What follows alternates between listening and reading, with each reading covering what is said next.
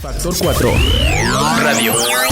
La evolución de la información la escuchas a 128 kilobits por segundo, originando señal las 24 horas del día desde calle de la estación número 100 Interior 2, Colonia Matitlán, en Cuernavaca, Morelos, México. Código postal 62410. Contacto: Twitter @Factor 4, Facebook Factor 4, teléfono en cabina 482-0325. Del interior de la República Mexicana 01-777-482-0325. La evolución no se ve, se escucha. Factor 4 Radio, un concepto de Factor 4 SADCB. Factor.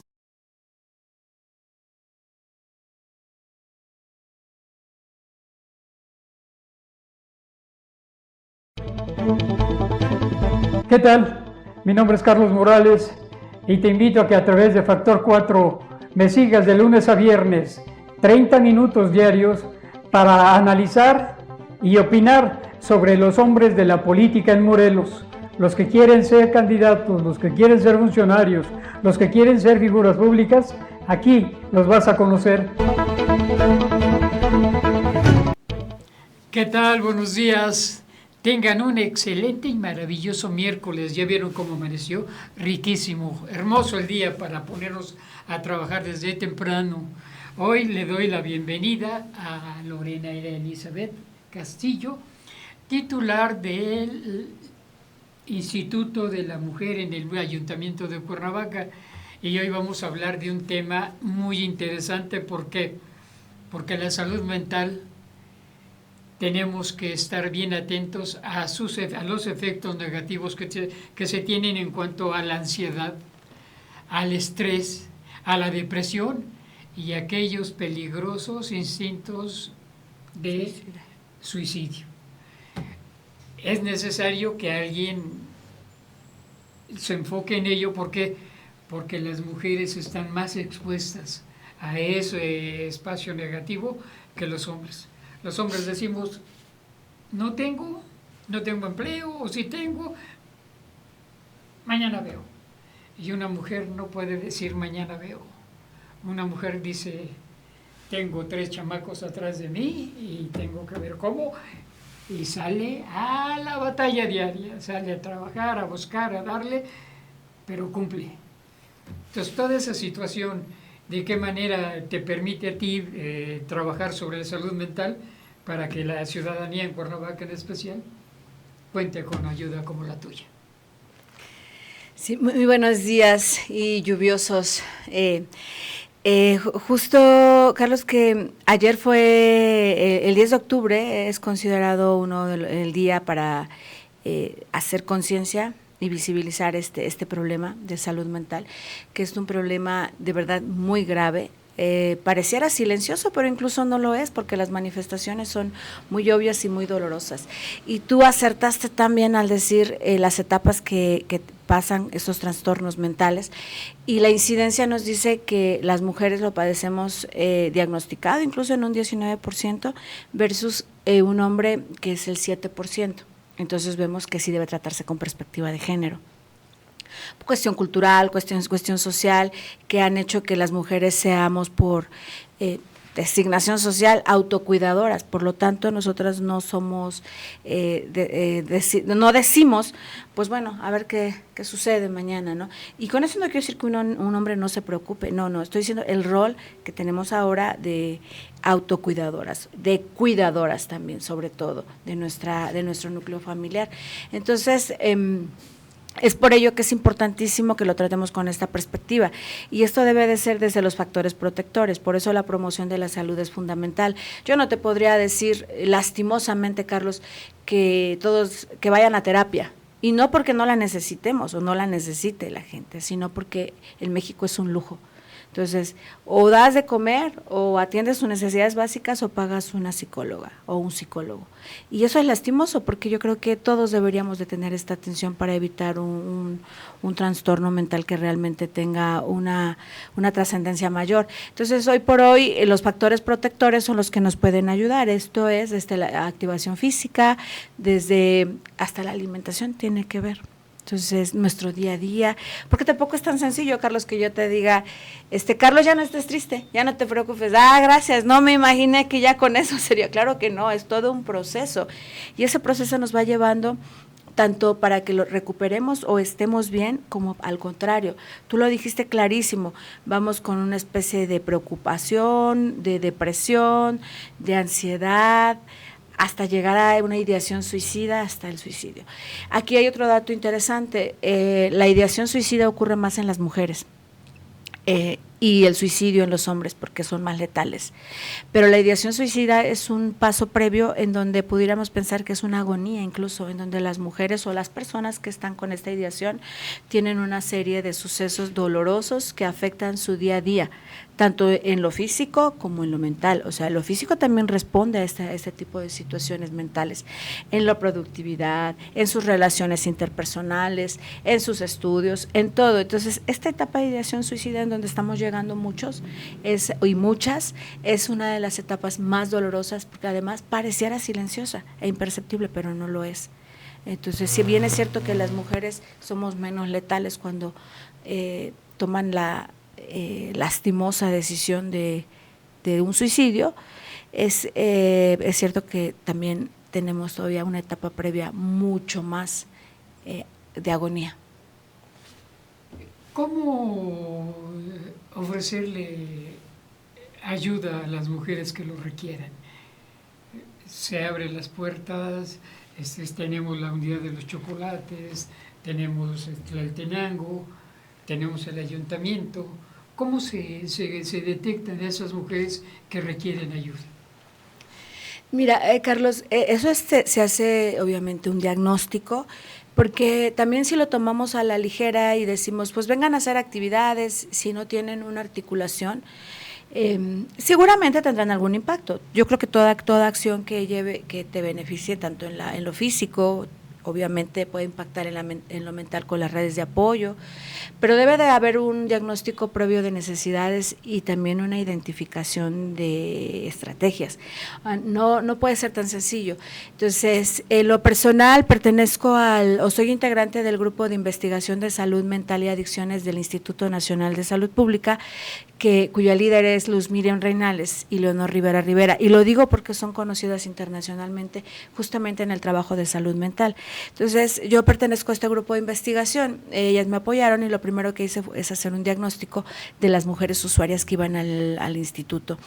Previo a ello, me salí a las 8 colonias que estaban consideradas con alta incidencia de violencia de género, y ahí hice grupos focales. Entonces identifiqué cuáles eran las causas que más les preocupaban, y creo que te lo compartí en algún momento, pues era la seguridad, la economía y la violencia familiar. Entonces, con base a esas tres cosas, yo no puedo solucionar lastimosamente la seguridad, pero puedes trabajar percepciones y puedes trabajar también estadios de bienestar dentro de eso mismo, ¿no? De ese mismo miedo o esa misma falta de seguridad. Por eso estoy trabajando rescate de espacios públicos, porque en este rescate de espacios públicos trabajas con sus propias percepciones y con su propio imaginario, para que esos espacios que ellas consideran seguros y en los que pasan diario los puedan rescatar.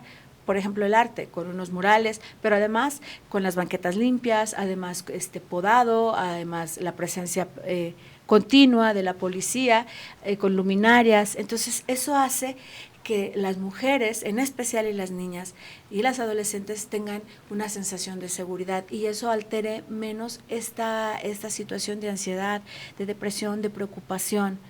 Eso es lo que hace un rescate de espacio público. No es solamente trabajar en la parte de terapias, lo cual es esencial, pero hay que trabajar de manera integral. Entonces, estos espacios, al sentir ellas que ya son más seguros, tienen una percepción mejor y su salud mental puede justamente mejorar.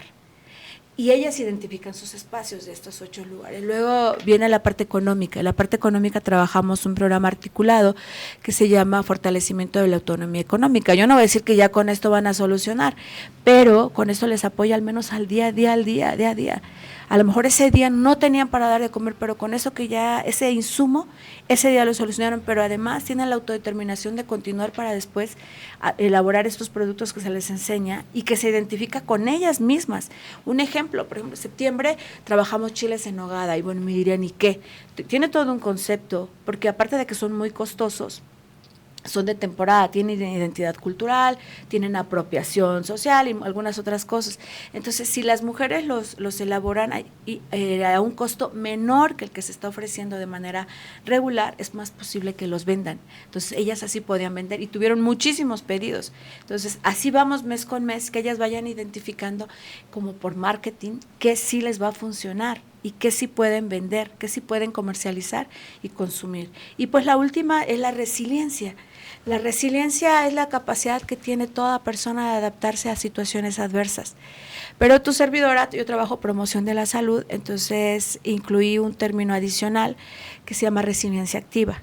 No solo quiero que se adapten, ni trabajo para que se adapten a sus circunstancias adversas, sino que las transformen de manera inmediata.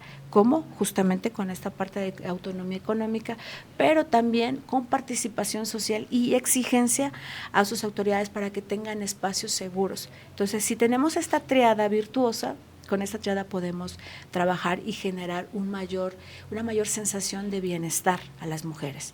Entonces, en resiliencia también lo que hacemos es trabajar toda la parte de contención emocional y asesorías psicológicas y seguridad jurídica en algunos casos. Y la otra parte, no menos importante para mí, al contrario, es fundamental, dividir por grupos etarios las necesidades de cada una. Entonces, en resiliencia activa trabajamos, también te lo había comentado creo que en algún momento, con las adultas mayores para trabajar en y evitar o retrasar el deterioro cognitivo, que es normal en las y los adultos mayores. Y ese deterioro lo lleva justo a depresión, a las 4D, a la depresión, a la demencia, a la deshidratación y a la desnutrición. Entonces, si ellas están con esta parte motriz, donde el deterioro es menor, ya hay un avance. Trabajamos con adolescentes en habilidades para la vida, porque es diferente con ellas, sus necesidades. Hay que trabajar en habilidades para vida. ¿Qué son esas? Que tengan un plan de vida, porque los adolescentes y las adolescentes adolecen justamente de eso. Entonces ya tienen su plan de vida y van trabajando en ello, y ahí pegamos también a la parte de prevención de embarazo en adolescente. Pero también tenemos a las niñas y los niños, que ahí hay que trabajar construcción para la paz. Justo todo lo que estamos viendo en las escuelas, de este tipo tan sencillo que se les hace llegar también si te agreden o en un ambiente adverso, o ellos lo hacen adverso porque vienen de familias y de violencia, o de familias que practican, que viven en violencia, pues bueno, van y lo llevan a la escuela. Entonces tampoco es tan sencillo como decirle a un niño, a una niña, no lo haga, bueno, no lo voy a hacer, pero voy a la casa y ya lo estoy viendo. Entonces es un trabajo social muy profundo. Algunas cosas parecieran y me dicen siempre, ¿y por qué desde el Instituto de la Mujer? Bueno, pues yo lo veo con perspectiva de género. Y no estoy responsabilizando en las familias a las mujeres, al contrario, estoy pensando que es un trabajo de equipo, un trabajo de hombres, pensando en masculinidades, de mujeres, pensando en justamente este empoderamiento, pero también de cuidadores y cuidadoras, porque las familias están integradas de forma distinta ahora. Puede ser que están a cargo de las tías, de los y las abuelas, no lo sé. Entonces, por eso trabajo la construcción de la paz desde el Instituto de la Mujer. Por eso trabajo habilidades de la vida para adolescentes desde ahí. Por eso trabajo con adultos mayores y precisamente para evitarles estas 4Ds que te digo, o más bien acompañarles, ¿no? Y esos son algunos de los programas que tenemos y que se relacionan con la salud mental. Y bueno, también está asociada la violencia íntimamente con la salud mental. Entonces también te sirve para empoderar a las mujeres y abrirles el espacio y enseñarles que tienen toda la capacidad para salir adelante después de las terapias. Sí, son 10. Ellas, aquí es bien importante ser muy responsable en cómo lo trabajamos. Yo trabajo por eso resiliencia activa, en donde no hay una tercera persona, son ellas las que, y no porque diga, tú tienes la culpa, no, es más bien identificar cuáles son sus capacidades, cuáles son aquellas competencias que le van a permitir transformar esta parte adversa, pero no sola, porque las instituciones tenemos, el gobierno, tenemos la obligación de apoyarles. Entonces, ¿de qué manera? La sociedad. En salud está un término que es la respuesta social organizada, y yo la traigo acá porque creo que todos somos responsables de lo que le pueda pasar a una mujer. Entonces, en este programa de resiliencia activa hay terapias narrativas en donde ellas se identifican que hay más personas que están así y tienen una red de apoyo. Terapias individuales que son justamente totalmente sostenidas porque son de 7 a 10 sesiones, en una no logras nada, pero está la parte económica, en donde la parte económica se les apoya para que ellas puedan tener la autodeterminación de proveerse y proveer. Y también tenemos la parte jurídica, porque también eso es bien importante. No es que ellas tengan la responsabilidad de todo cuando hay una situación legal, por ejemplo, pero tampoco es cierto que vamos a enfrentarlas con quien las agrede. Imagínate que yo empodero a una mujer, que incluso la palabra no está tan bien traducida, pero yo a una mujer le doy los elementos y le digo, no permitas que te violenten, y lo cual siempre se los decimos, e identifican y visibilizan que les está lastimando y no normalizan aquello que les está afectando.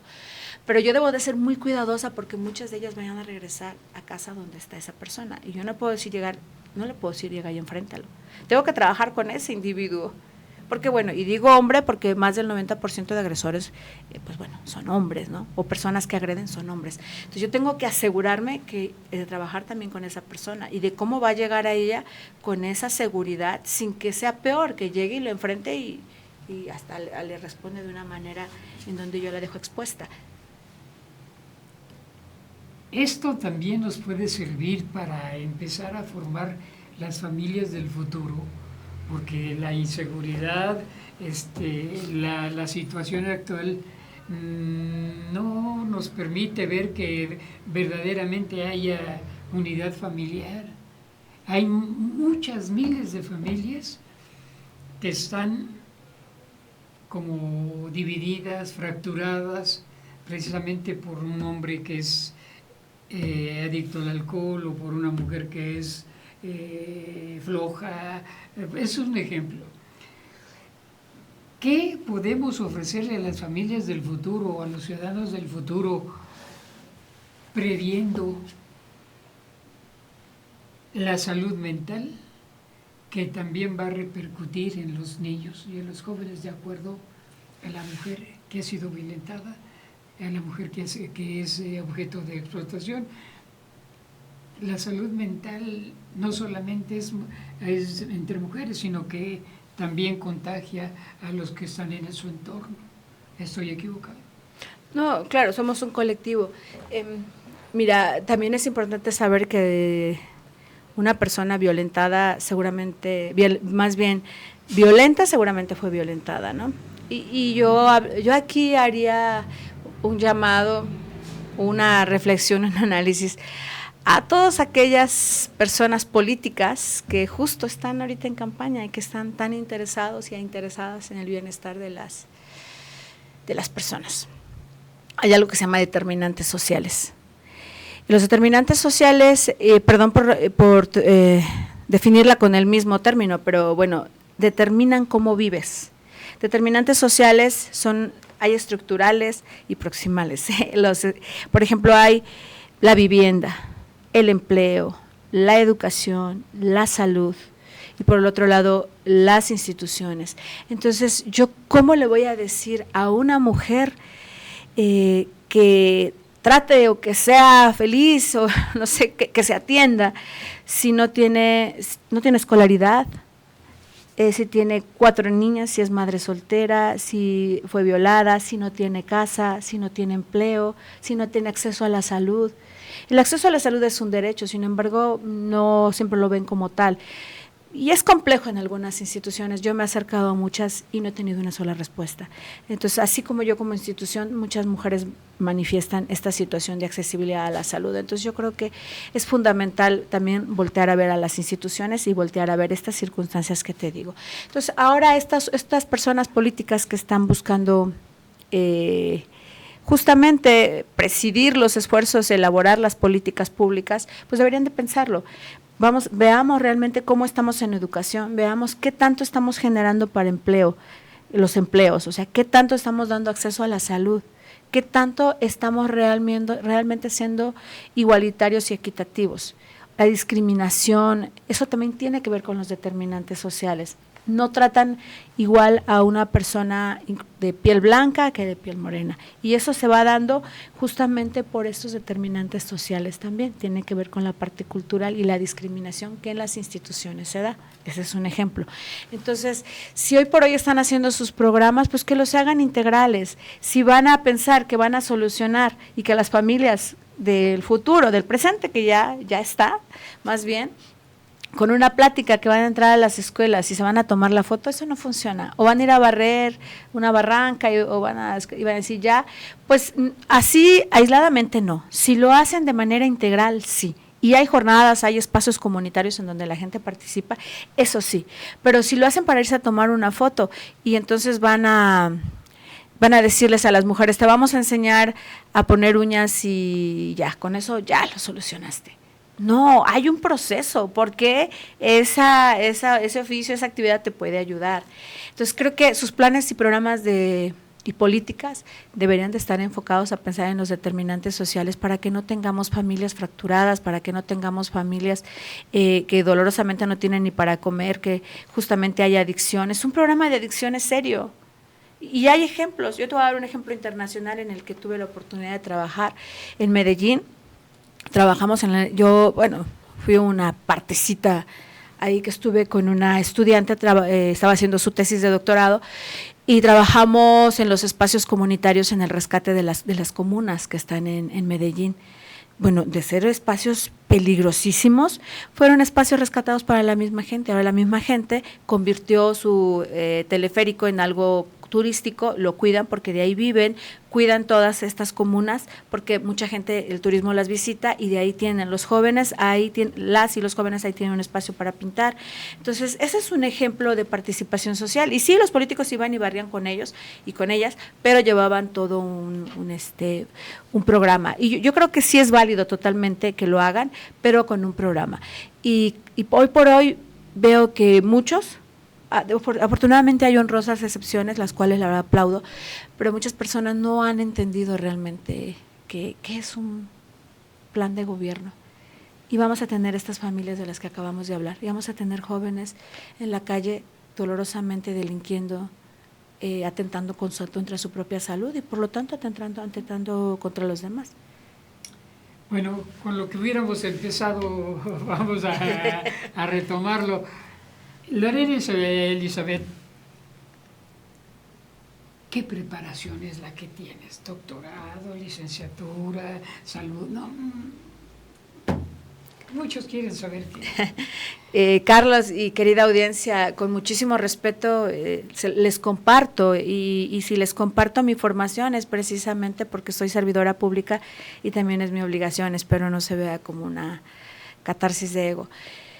Bueno, yo soy licenciada en Comunicación y Educación con especialidad en Educación Superior, por una maestría en Historia Contemporánea, porque me empezó a interesar muchísimo justamente las relaciones y los nodos políticos en la actualidad. Y bueno, de ahí tuve la oportunidad de estar con el doctor Carlos Javier Martínez León, entonces me nació este deseo de trabajar en salud, ya no como jefa de prensa, sino como comunicación en salud, que es fundamental. Tú tienes aquí un papel clave para que la gente te escuche y la gente vayamos tomando conciencia en muchas cosas en nuestro beneficio.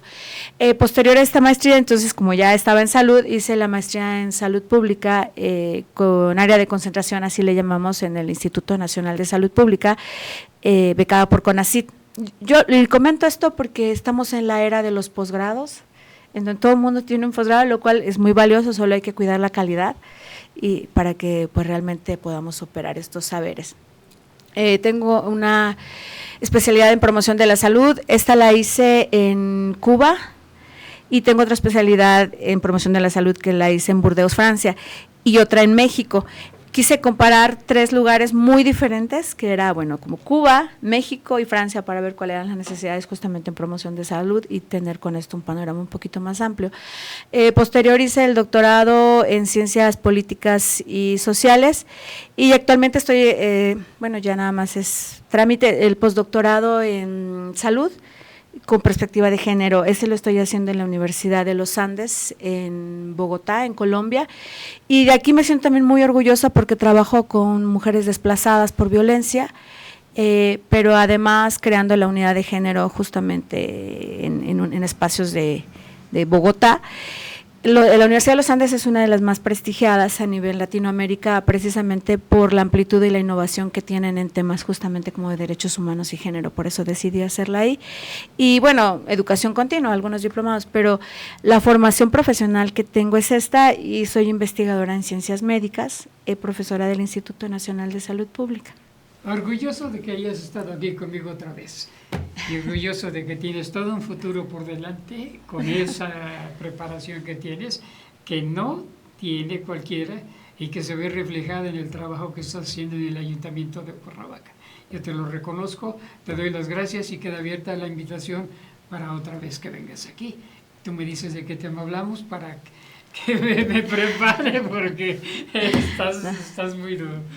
Pues el tiempo se me va tan rápido porque eres a los entrevistadores que nos permiten que hablemos muchísimo.